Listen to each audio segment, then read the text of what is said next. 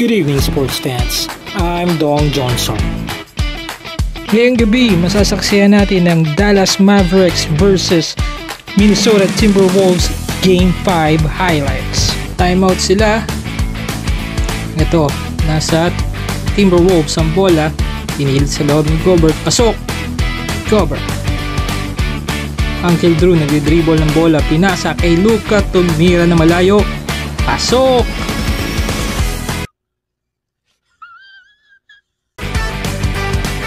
Nasa Minnesota ulit ang bola.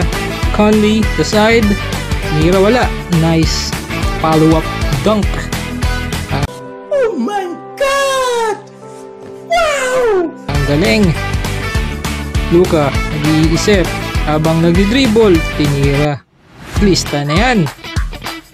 Championship. Yeah, boy. Lista na.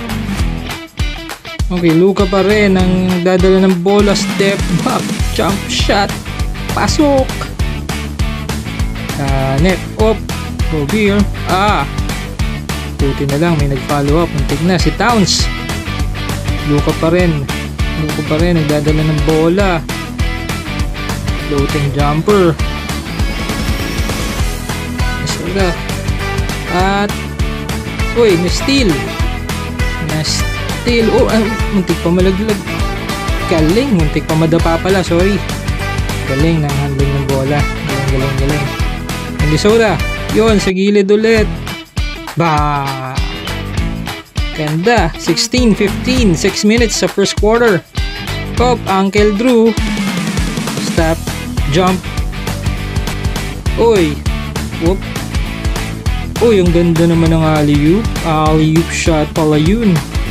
Luka, dribbling the ball. Luka, layo niyan. Pasok pa rin. Net, 27-18. Mga Dallas. Sana all. 2 minutes at 27 seconds. Ay, naku po. Ang init na ng batang ito. Yan na. Galing ng execution. May lumalapit kapag magdadrive ang isa sa kanila. Yun o. Moving the ball. Dallas, tinira. Walang kahirap-hirap. Walang ka-pressure. Hello, West Champion. Uy, pumalag pa. Mukhang naramdaman na nila ang championship. Congratulations, Dallas!